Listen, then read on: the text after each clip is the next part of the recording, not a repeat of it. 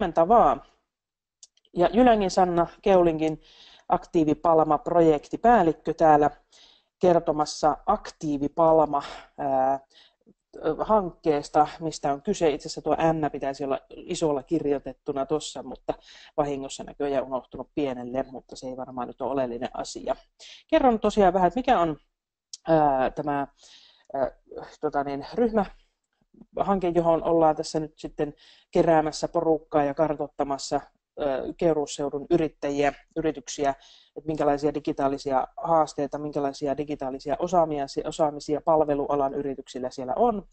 Parin kuukauden projekti on tosiaan itse yrittäjä myöskin, ja tälläkin hetkellä webinaaria teen täältä omasta toimistostani, on siis osittain täällä omassa yrityksessä ja osittain siellä Keuruulla aina muutaman päivän viikossa.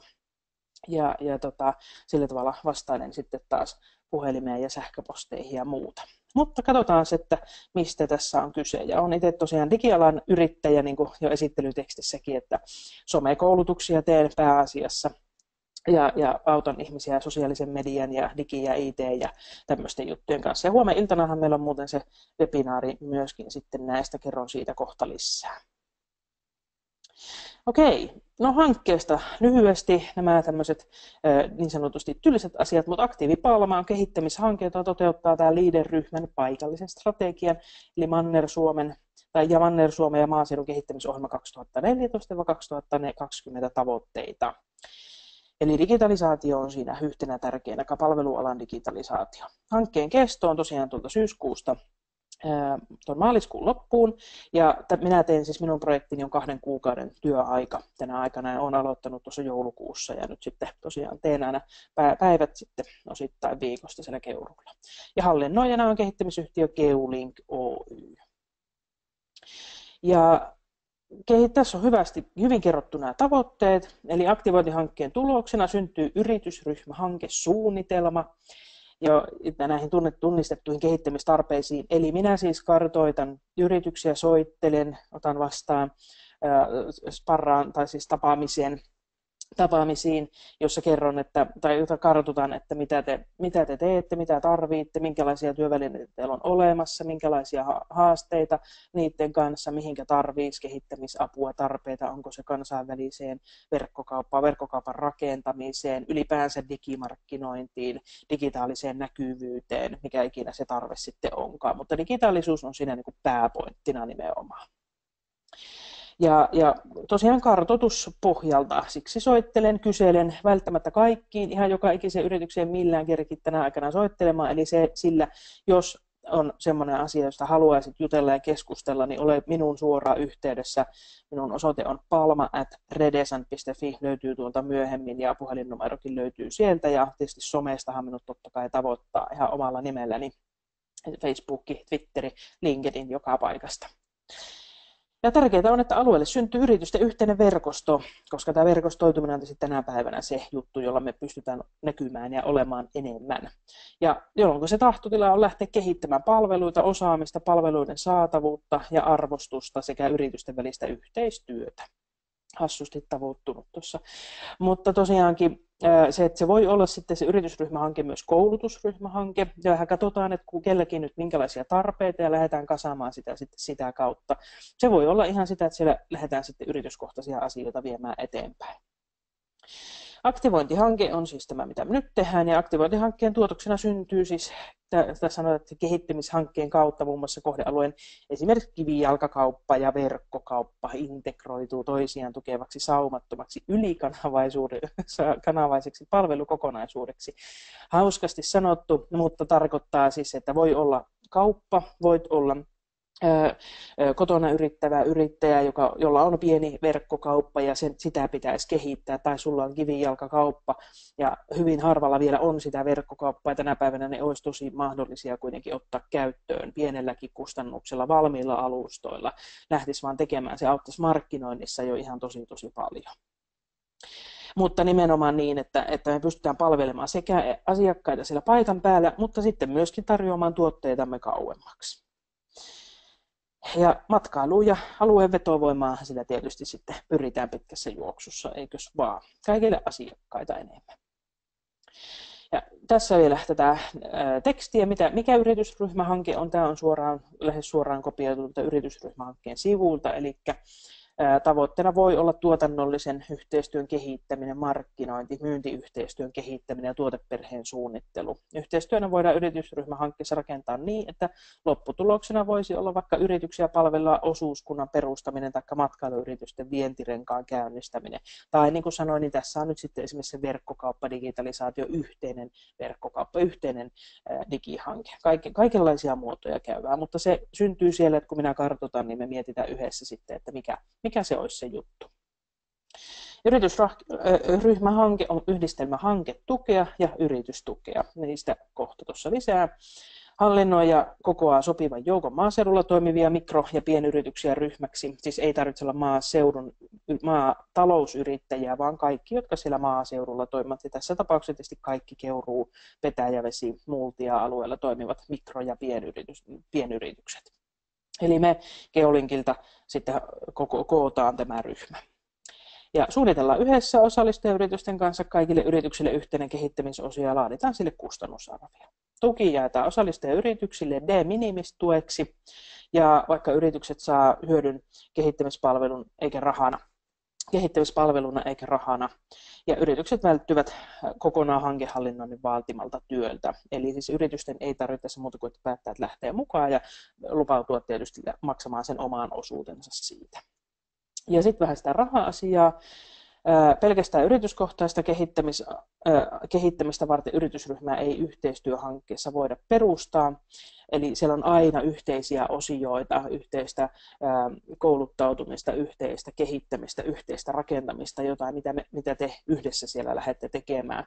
Ja sitten toisaalta taas siellä on myöskin sitä yrityskohtaista, ja sen takia se yritysryhmän kehittämishankkeen tuki on 75%, ja silloin 25% jää sinne yritykselle itse maksettavaksi. Ja vähän nyt riippuu, että minkä verran me saadaan siihen yrityksiä mukaan, ja montako hanketta mahdollisesti, montako ryhmää lähtee. 3 vähintään täytyy olla, ja 10 on maksimi aina yhdelle ryhmälle. Niin siellä on varmaan suurin piirtein noin 1 500 €, mikä jää sitten yritykselle itselleen sen maksettavaksi. Mutta jos ajatellaan, että verkkokaupan kehittämistä tai muuta, niin siellä puhutaan kuitenkin tuhansista euroista normaalitasolla, että sitä saadaan vietyä eteenpäin. Kehitetään yhdessä toimintaa ja samalla voidaan kehittää jokaista yritystä myös yrityskohtaisilla toimenpiteillä, niin kuin sanoinkin tuossa. Yritysryhmässä ei voi olla mukana maa- ja metsätalousyrityksiä. Ja sitten tuolla on vielä linkki noista yritystuista, eli tuolla on sitten tarkemmin tästä tekstistä lisää. Joo, mutta tosiaan lähden mukaan yritysryhmähankkeeseen. Minä täällä digi- ja some- ja markkinoinnin ammattilainen kartoitan nyt näitä alueyrityksiä, nimenomaan niitä kehittämistarpeita. Ja tavoite olisi sitten rakentaa 1 tai useampia näitä yritysryhmähankkeita, josta taas tämä alue pystyisi kehittämään. Tällä alueella voitaisiin PK-yritysten avulla yhdessä kehittää nimenomaan ja toteuttaa ja rahoittaa myös omia yrityskohtaisia kehittämistoimenpiteitä. Että se sydän on tietysti täällä mukana juurikin siksi, että saadaan teitä kasvamaan, nousemaan, kehittymään ja omien tarpeiden kautta, että mikä se kelläkin on tarpeen.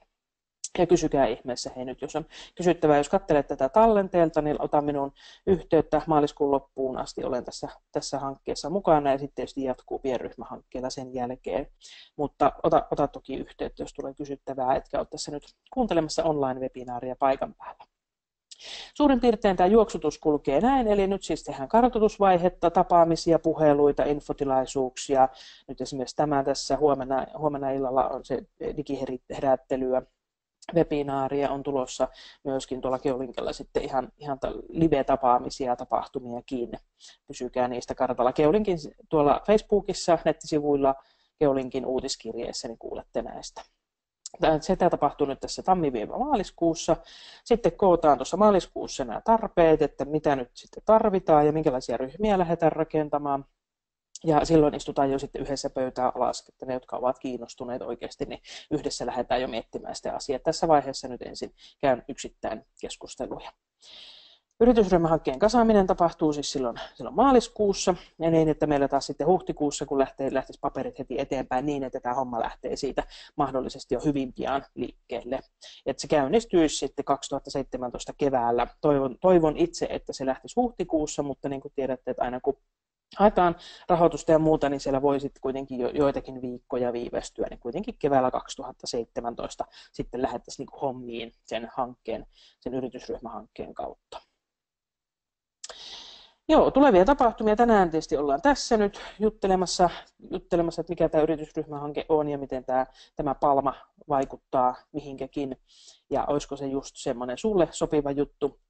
Ja sitten huomenna kello 18-20 on pienyrittäjät ja digitaalisuus, eli miten nämä digiratkaisut voi hyödyttää liiketoimintaa, niin siitä vähän availen asiaa, ideoita, ajatuksia, että jos sieltä herää, samalla tavalla sekin tallennetaan, löytyy taas tuolta Facebookista myöskin siihen, ja tänään taisi tulla, tai eilen illalla, milloinhan se Ritva sen lähettikään, niin löytyy myöskin sähköpostissa, jos olet Geolinkin uutiskirjeen tilaaja, niin löytyy sieltä sitten osoite, mistä siis liitytään tähän webinaariin. Nämä sisältää asiaa, keskustelua chatin kautta, webinaareja varmaan tulossa lisääkin, nämä on näppäriä toteuttaa ja pystyy tallentamaan ja katsomaan myöhemmin. Itse teen paljon näitä webinaarijuttuja. Ja tämä on esimerkiksi yksi semmoinen juttu, mitä monen kannattaa miettiä, että voisiko se olla jotakin verkkokoulutusta asiakkaille tai webinaarien hyödyntämistä markkinoinnissa ja itsensä osaamisen myymistä siellä verkkokaupassa. Ja meillähän esimerkiksi minun omassa yrityksessä tehdään sitä osaamisen myymistä. Ja se verkkokauppa voi siis olla mahdollinen muillekin kuin tuotteita myyville, ihan yhtä lailla osaamistaan myyville. Webinaarit on totta kai kaikille avoimia ja ilmaisia ja niihin voi osallistua koneelta tai vaikka älypuhelimelta. Netti tietenkin tarvitaan. Juu, mutta mitä hyötyä yritysryhmähankkeesta on, niin tämä on tietysti mikroyrityksille äärettömän hyvä ja mainio tapa saada kehittämisrahoitusta. Helppo, yksinkertainen, pienellä rahalla pääsee mukaan sillä tavalla siinä suhteessa pienellä, että pääsee isoon juttuun yhdessä tekemiseen kiinni. Ja nimenomaan se yhdessä tekeminen, mä olen tätä 11 vuotta itse tehnyt yrittäjänä ja luotan ja tiedän, että tämä yhdessä tekeminen tuottaa parhaita tuloksia. Aina tarvitaan tietysti joku koordinoija ja sen takia nämä hankkeet on siinä mielessä hyviä, että täältä Geolingin puolelta tässä tapauksessa nyt sitten koordinoidaan niin tätä kehittämishanketta, tätä yritysryhmähanketta kuin nyt tätä aktivointihankettakin tässä vaiheessa. Ja 3 yritystä on jo ryhmä. Se voi ihan hyvin olla 3 yrityksestä koostunut. Että ihan sitten katsotaan tosiaan tarpeiden mukaan ja siksi on tärkeää, että tämä mahdollisimman monet teistä tapaan tai ainakin puhutaan puhelimessa ja kuulostellaan, että minkälaisia tarpeita olisi ja miten te voitte olla minun yhteydessä, että minkälaisia toiveita ja ajatuksia. Ja yritän herätellä, että mitä tämä nykymaailma nykytekniikalla voitaisiin hyödyntää ja paremmin edistää sitä omaa liiketoimintaa. Ja tosiaankin palveluala ja yrittäjät Keuruu, Multia, Petäjävesi. Olkaa yhteydessä omista kehittämisajatuksista, myös muista kuin digiratkaisuihin liittyvistä. Meillä on Geolinkilla monia muitakin hankkeita menossa, että jos yhtään nyt herää semmoinen, että joo, mutta olen kehittämässä jotain, mutta se ei nyt liity mitenkään digiin. No mun mielestä kaikki vähän liittyy kyllä digiin. Digi liittyy niin moneen juttuun, koska se on sähköpostia, se on asiakashallintajärjestelmiä, se on monenlaista asiaa, se ei ole vaan verkkokauppoja. Niin olkaa ihmeessä vaikka minun suoraan yhteydessä, minä sitten kerron eteenpäin, että jos ei se ole tähän minun projektin päällikköhankkeeseen, niin sitten se voi olla johonkin muuhun, että me keskustellaan taas Geolinkin sisällä ja liiderirahoittajien ja muiden sisällä, että mitä kaikkea muuta alueella tapahtuu, niin pyritään auttamaan teitä eteenpäin. Ja katsotaan, että mikä hanke teille sitten siihen sopisi. Ja tosiaan se, että kun Geolinkki sitä koordinoi ja edistää, niin teillä on sillä tavalla muuta kuin vaan lähteä mukaan ja katsoa, että mihin se tie vie, niin ei tarvitse itse alkaa vääntämään niitä hankehakemuksia ja muuta. Että helpottaa suunnattomasti yksin yrittäjän ja pienen isommankin yrityksen elämää. Joo, tämmöinen juttu lyhykäisyydessään. Tässä on minun yhteystiedot, eli poikkeuksellisesti, koska on näin lyhyen aikaa, niin osoite on palma@redesan.fi, eli ei Geolink-osoitetta minulla ei valitettavasti ole, mutta nämä jäävät sitten kaikki materiaalit tietysti, kun minun työni täällä päättyy, niin Geolinkille, ja he jatkavat sitten taas se kaikki materiaali, mitä tästä kerätään, niin on sitten taas tukena sinne yritysryhmähankkeeseen ja kaikkiin muihinkin toimenpiteisiin. Eli sillä tavalla voi luottavaisin mielin kyllä olla. Ja puhelinnumero löytyy tuosta. Tämä on siis minun Keulinkin puhelinnumero. Ja tosiaan 3 päivää viikosta varmasti siihen vastailen tekstiviestiä, kun lähettää, niin vastaan aina kun vaan kerkiään, ja sähköpostiin varmasti joka päivä pääsen vastailemaan. Ja niin kuin sanoin, niin somesta totta kai minut myöskin tavoittaa. Olisiko tässä vaiheessa jotakin kysyttävää? Aukesiko tämä juttu? Pitkää webinaaria tästä ei aikaan saatu, mutta ei oikeastaan ollut tarkoituskaan täällä sen kummemmin pidemmälti rupatella kertoilla, koska tässä se lyhykäisyydessä ja yksinkertaisuudessa on. Herättelyä digitaalisuuteen huomenna kello 18, tulkaa sinnekin mukaan. Siellä, ja se löytyy nämä molemmat sitten myöhemmin myös sieltä YouTubesta, ja katsotaan, löytyy varmaankin myöskin tuolta Facebookin puolelta, että jos siellä somessa olette, nimenomaan siis Facebookin puolella. Mutta tulkaa mukaan, kyselkää, laittakaa kommentteja, olkaa yhteydessä, juttelen mielelläni. Tämän päivän mulla on ihan puukattu, mutta nyt taas huomisesta keskiviikosta alkaen, niin olen sitten myös ihan Keuruullakin fyysisesti. Sovitaan aikaa, voi tulla myöskin käymään siellä ja pohditaan, että miten saataisiin sun bisnestä vietyä eteenpäin. Sitä varten olen käytettävissä, niin minähän on siis työkseni myöskin yritysneuvoja, että homma on aika hyvin hallussa. Olen siis yksityinen yritysneuvoja tässä omassa yrityksessäni, ja siksi nyt täällä sitten, kun ymmärrän tämän digipuolen ja yrittäjyyden ja yritysten kehittämisen hyvin, ja varsinkin sitten yksin yrittäjän, pienyrittäjien arjen, niin siksi olen tässä mukana. Ilo olla mukana, ja mukava oli päästä vetämään tätä webinaaria. Huomenna mennään sitten niihin digiasioihin. Tulkaa mukaan ja kyselkää ja kommentoikaa ja ihmetelkää, mun kanssa saa olla vaikka eri mieltäkin. Mutta tervetuloa tosiaan myöskin ryhmähankkeisiin mukaan lähtemään, ja ottakaa yhteyttä minuun tai Keulinkkiin johonkin muuhun. Kiitoksia. Rupean lopettelemaan tallennuksen, mutta jään tähän vielä hetkeksi, jos joku haluaa kysästä tai kommentoida jotakin. Moikka moi kaikille!